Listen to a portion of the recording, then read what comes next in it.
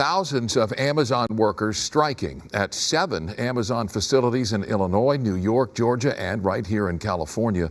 The Teamsters Union calling it the largest ever strike against Amazon. Alex Press is a staff writer at Jacobin, where she covers labor organizing, and she joins us now with more. Alex, nice to see you. Good of you to be with us tonight. We understand that you were out on the picket lines in New York today. Can you tell us what you saw and what you were hearing from workers? Sure. Thanks again for having me, as always. So I was out in Maspeth, Queens, in New York City, where DBK4 is on strike. So this is a smaller delivery center. So it's not the giant fulfillment centers we often hear about or think about, like the one that organized in Staten Island, was the first, Amazon facility in the U.S. to unionize. That was at JFK8. These are a little smaller. They're sort of the last mile delivery often. So they're around big city centers. What I was seeing was a lot of excitement. I think workers have been fed up at Amazon for a long time, and this, to really defy the employer and to go on strike and to sort of, have music and have support and have community leaders and elected officials that are on your side. It really is a remarkable feeling. When I talked to workers about the job and about what led them to support this union, what I heard was a lot of frustration. People are fed up with being treated like machines. This is what Amazon workers say all the time, that the employer treats them like they're robots and that their backs and their knees simply don't matter that much and they can be replaced like any other part. But that's not true with a human being. And so these workers are organizing to fight.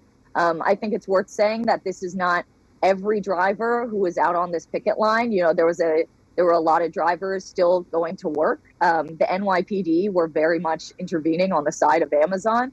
They arrested several workers, and eventually those workers were released and brought back to the picket line. It was really a remarkable thing to see. But Amazon's a very powerful company, and it's important, I'm sure, to some elected officials and the NYPD to keep it flowing. But what I saw was workers excited to be taking this step.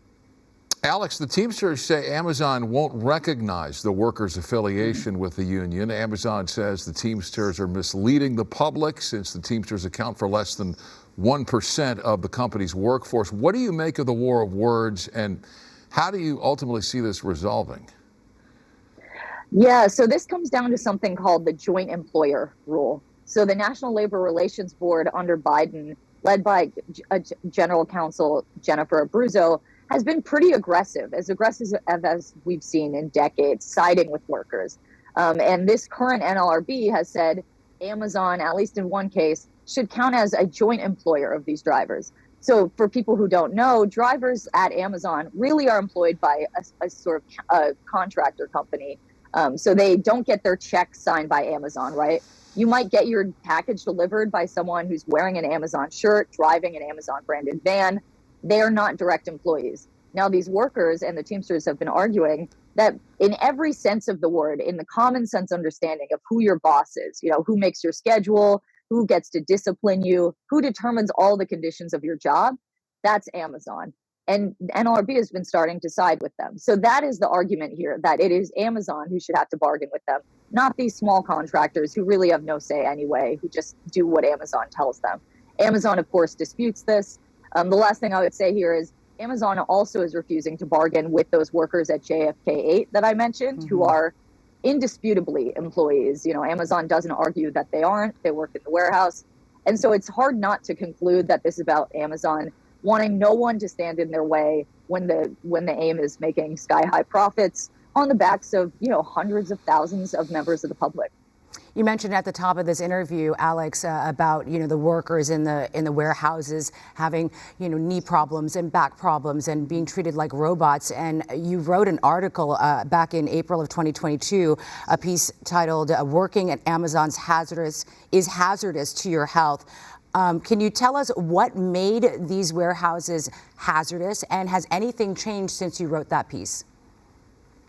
From what I saw today, and I've talked to Amazon workers, both drivers and warehouse workers, in the intervening years, and I talked to them all morning today, nothing has changed. It's rare for me to speak to an Amazon worker who hasn't been injured on the job. And again, these workers don't have health insurance. They have few, if any, benefits. That's one of the things they're really fighting for.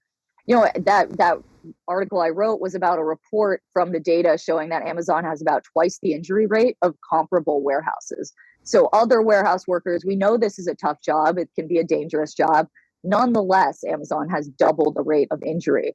And there's been really great investigative reporting showing that Amazon also uses its kind of internal clinics, its health clinics, to keep those numbers artificially low. So, you know, where a nurse would normally report an injury to OSHA, Amazon sort of ensures and pressures them to just send the worker back to work, not only for the sake of getting them back on the floor, but also to keep those numbers low.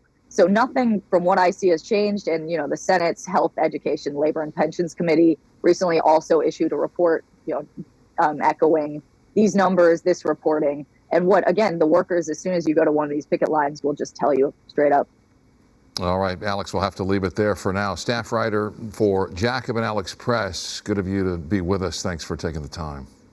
Thanks again. Thank you.